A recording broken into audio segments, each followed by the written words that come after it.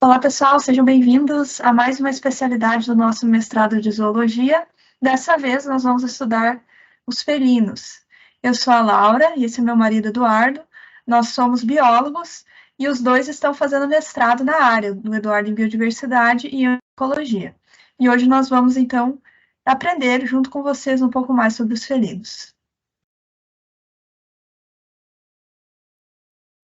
Então, pessoal, a família dos gatos, por exemplo, é a família Felidae, né? A gente fala, lê Felidae, mas se pronuncia Felidae.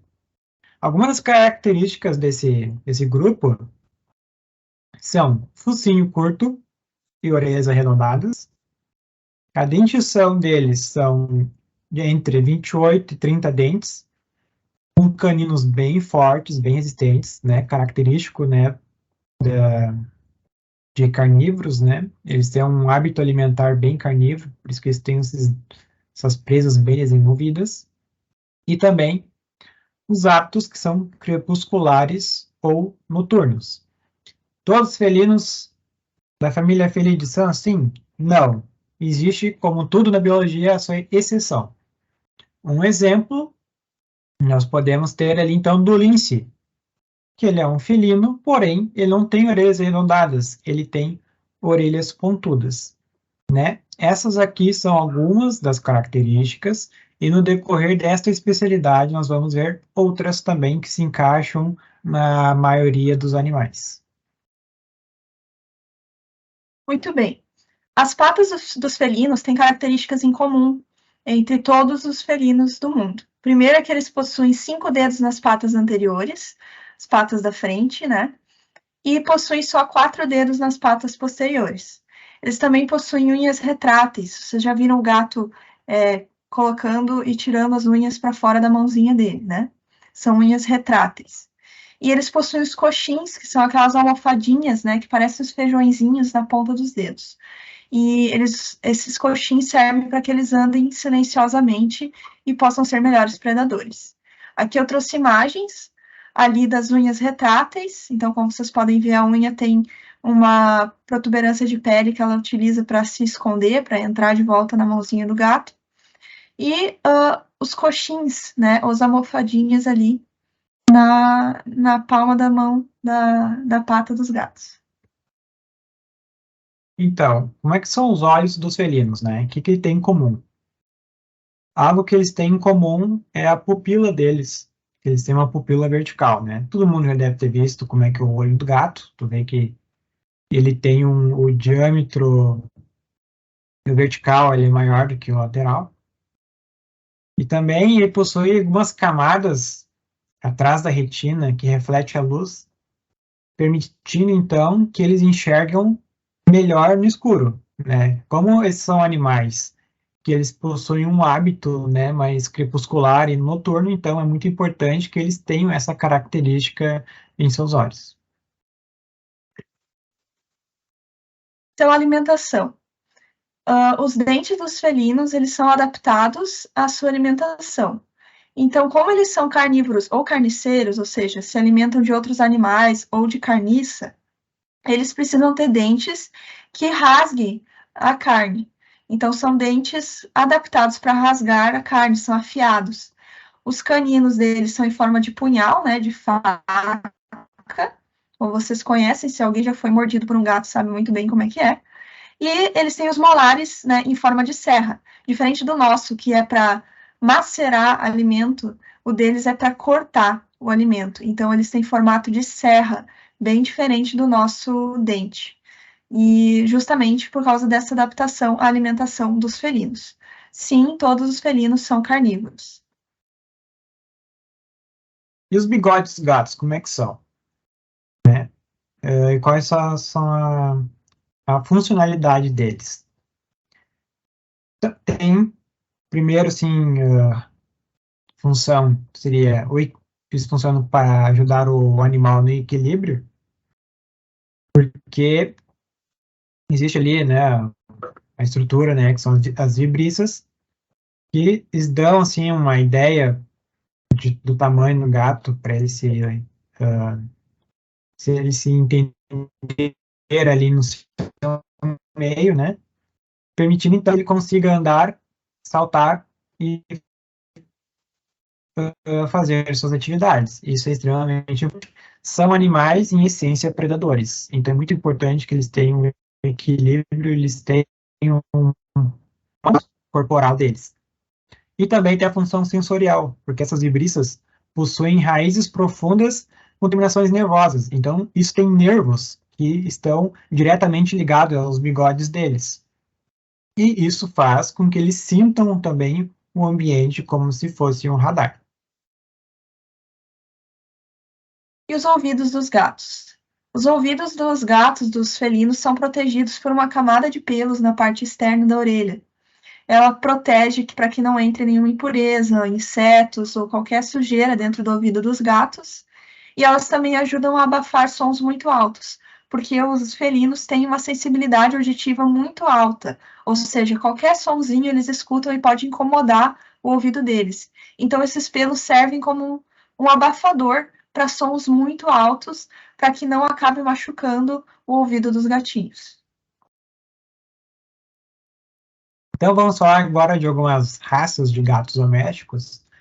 Vamos começar então com o gato Sphinx. Ele é uma raça ali que se originou ali no Canadá. E é uma espécie sem pelos. E é ideal para pessoas alérgicas, né? Já que como ele não possui pelos, eles não vão, então, ativar ali a alergia das pessoas. O gato Maine Coon, ele é originário do Maine, né, um estado do Nordeste nos Estados Unidos, e ele é a maior raça de gatos do mundo, como vocês podem ver na foto, ele é gigante. E ele também é uma das raças, por algumas pessoas ele é considerada a raça com pelo, né, mais antiga do mundo. Temos aqui o gato British Shorthair, que seria o pelo curto em inglês, né, mais conhecido para cá como pelo curto em inglês. É uma raça originária ali da Inglaterra.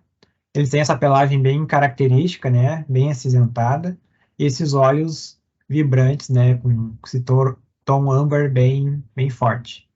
É uma das raças mais antigas que se tem descrito e também uma das mais populares que temos no mundo. Agora um gato mais conhecido, né, o gato persa, bastante popular aqui no Brasil. Ele é originário do Irã, né, a antiga região pérsica, e ele tem ali um focinho achatado, né, e uma pelagem mais longa, como vocês podem ver na foto. E quais são os benefícios dos gatos para os homens? Bem, historicamente, nós temos ali então que são animais, como são animais predadores, eles ajudam no controle de camundongos e ratos. E controlando então camundongos e ratos, automaticamente já controlamos algumas pragas e doenças que são transmitidas por esses roedores, né? Aí nós temos aí pinturas da Idade Média que já tem a figura ali do gato já entre as pessoas ali ajudando nesse controle de pragas. E também a companhia e apoio emocional. Hoje em dia, né, com a popularização dos pets, os animais fazendo praticamente sendo um membro da família, então esses animais eles oferecem essa particularidade importante para os seres humanos como companhia e apoio emocional. Aqui a gente tem alguns felinos, né? A especialidade pede 7 felinos selvagens, né? E a gente trouxe aqui alguns felinos que ocorrem aqui no Rio Grande do Sul. Então a gente tem o puma concola, né? Que é o puma. Ele é um felino grande, né? Também conhecido como leão da montanha. Ele ocupava todo o bioma Pampa e hoje só tem 3 registros no bioma Pampa. Aqui em São Chico, a gente tem uma reserva chamada Promata, onde a gente tem registro de aproximadamente 9 desses animais, rondando ali a região de 40 mil hectares. Ao lado ali a gente tem o Leopardus pardalis, que é o gato maracajá. Ele é um animal que foi flagrado ultimamente lá em 1890 e depois ele voltou a ser reconhecido no bioma Pampa. O Leopardus gutulus, que é o gato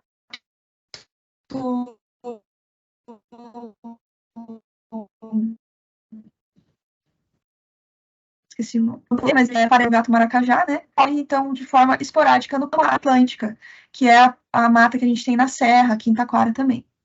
A gente tem o Leopardus munai, ele é endêmico do Pampa, mas ele perdeu mais de 80% do habitat dele, tá?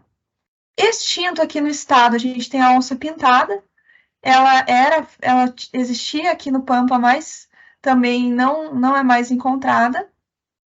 E as 3 espécies mais comuns no Pampa são o Leopardus geoffroy, que é o felino mais emblemático do Pampa, esse animal de coloração preta, né? E ele é muito comum em áreas de arrozal, né? A gente tem o gato morisco, né? Que ele é conhecido como gato irara ou gato serena, por causa da coloração esbranquiçada dele. Então, na ponta dos pelos. Ele ocorre amplamente pelo bioma Pampa, mas ele depende, né, de formações florestais para viver. E a gente tem, então, o gato maracajá, outro gato conhecido como gato maracajá, Leopardus vide. Ele é comum em áreas de mata ciliar, ou seja, as matas que ficam ao redor dos rios, e zonas de banhado e arrozais, não dependendo de grandes áreas florestais. Então, esses são os felinos naturais aqui do Rio Grande do Sul. Tem ainda mais alguns que ocorrem na Mata Atlântica, mas esses são os principais que ocorrem no bioma Pampa. Então, aqui nós temos, então, um panorama das principais espécies de felinos, né, dos grandes felinos. Temos aqui, então, a onça-pintada, aqui na América do Sul. É uma espécie que vai até a América Central. O puma concolor, né, que é o puma, que vai aqui desde aqui do sul da América do Sul e vai até a América do Norte. Ali na África, nós observamos ali, então, o caracal, nós temos o leão, o guepardo, o leopardo. Nós temos outros animais também, como cerval, etc. Ali na parte mais europeia e asiática, que já são os animais mais adaptados ao frio, nós temos ali o leopardo das neves, que hoje em dia fica mais restrito ali à região do Himalaia e da Rússia. O tigre siberiano, que é que é a maior espécie de felino que existe. O leopardo nebuloso e temos ali o leopardo nebuloso, né? Tem ali o lince eurasiático, né, que já fica mais na parte ali da Europa. Tem espécies de lince aqui na América, né, principalmente na América do Norte. Sem falar das outras espécies menores, né? Temos diversas espécies, gatos do deserto, gato de palas, sem falar naquelas pequenas espécies que temos aqui mesmo no nosso país. Então, pessoal, aqui a questão 10 da especialidade faz algumas perguntas, né? E a gente trouxe aqui para vocês. Qual é o maior felino do mundo? Então, como a gente explicou, o tigre siberiano, ele é o maior felino do mundo. O maior felino da América do Sul é a onça-pintada, e a onça-pintada também é o felino que tem a maior força na mandíbula. Ela é mais forte do que o leão, por exemplo, ou mesmo do que o tigre siberiano. A força da mandíbula é imensa. E ela é um dos únicos felinos que é altamente dependente da água. Então, ela é uma ótima nadadora e ela caça dentro da água, inclusive caça jacarés, né? O felino mais veloz do mundo é o guepardo, podendo alcançar quase 100 km por hora na perseguição contra a sua presa principal, que são os palas, que também chegam a essa velocidade. E esse animal, ele consegue ser o animal mais rápido do mundo por apenas uma pequena diferença dos palas. Esses dois animais foram criados juntos, né? E tem, assim, uma participação, um na adaptação do outro, porque dessa forma os dois alcançaram essas altas velocidades. Então, o felino, conhecido popularmente como rei dos animais, é o leão, né? Que é o único felino que é social, que vive em bandos, né? Vive junto com várias fêmeas, e muitas vezes fazem alianças com outros machos, né, defendendo seu território em batalhas, né, e são muito territoriais na fase adulta, né. Normalmente só tem um leão macho em cada grupo, né, porque eles brigam, né, ou mandam embora os seus filhotes machos para que eles encontrem outros territórios e outras fêmeas. Pessoal, só uma situação que é importante até citar. Quando a gente pesquisa qual é o maior felino do mundo, ou quando a gente pesquisa a especialidade de felinos, a gente acaba sendo direcionando para aquele site Desbrava 7. Se a gente for por lá, nós vamos ver qual é o maior felino do mundo. Vai aparecer que é o Ligre Hércules. Gente, o ligre, ele é um híbrido. Ele é uma mistura de tigre com leão. Ele não existe na natureza. Isso foi um cruzamento forçado pelo ser humano. Então, pessoal, quando vocês forem fazer especialidades, tenham cuidado com esse tipo de site, tá? Também, como todos aqui estão fazendo o cartão de líder, acredito eu, então é bom que quando vocês estiverem lá no clube de vocês procurem bons materiais também, porque aquele site do Desbrava 7, ele é péssimo, recomendo que vocês, como desbravadores, não usem ele, tá? Então, pessoal, tem também a história, para contar a história de Andrócles e o leão. Como é que é essa história?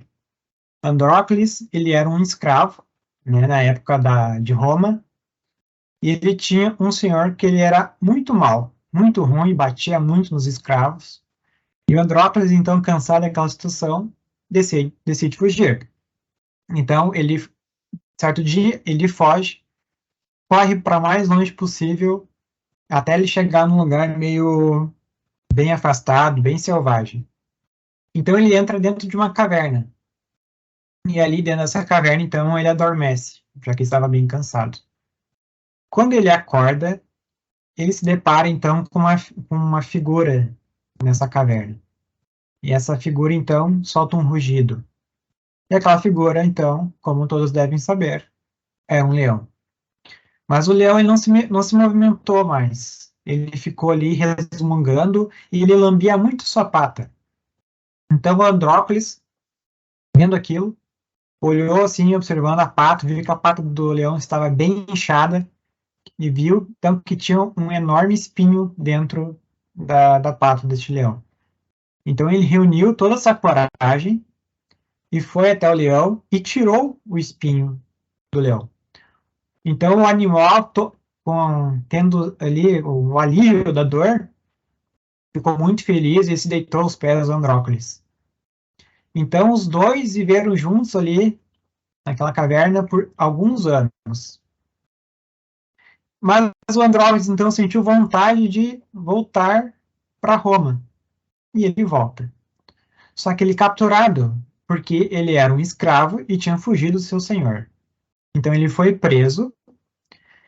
Em determinado momento, ele foi jogado no Coliseu. Então deram para Andrócles uma lança e jogaram ele na arena, onde ele teria que enfrentar alguma fera. Podia ser um leão, podia ser um urso, ou podia ser um gladiador. Então ele estava ali na arena, então abre o portal ali da fera e sai o quê? Um leão. Então Andrócles ele se prepara, né, com a sua lança, só que por espanto de todo mundo, o leão começou a correr e começou a se jogar no chão, a brincar com Andrócles. E o Andrócles então percebeu que aquele leão era o seu amigo que ele tinha tirado o espinho lá na caverna. Então, o César, né, que era o rei de Roma, ficou muito impressionado com aquilo, mandou chamar o Andrócles e perguntou para ele o que tinha acontecido ali. Então, o Andrócles contou sua história e o Nero, então, decidiu dar a liberdade tanto para Andrócles como para o leão. E também a gente tem na especialidade o pedido de que encontrássemos 4 histórias em que a Bíblia citasse um felino, né, um leão. E a gente encontra, então, a história de Daniel na cova dos leões. Nós encontramos ali quando Davi matou um leão, né, quando estava apacentando as suas ovelhas. quando Sansão matou um leão, né? E depois nós encontramos um profeta morto por leão, lá em 1 Reis 13:24.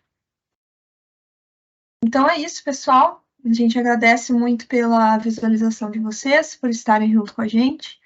Espero que vocês tenham gostado dessa aula, que vocês tenham entendido. Qualquer dúvida, vocês podem nos mandar. É isso. É isso. Parabéns, Eli, então, para todos vocês que estão fazendo seu cartão de líder. Podem aproveitar esse material para passar para os seus desbravadores. E qualquer coisa, pode nos mandar uma mensagem. Contatem nossa líder ali da fábrica de líderes, que ela vai passar nos contatos. Qualquer coisa, só conversar com a gente. É isso aí, pessoal. Muito obrigado por tudo e até. Tchau.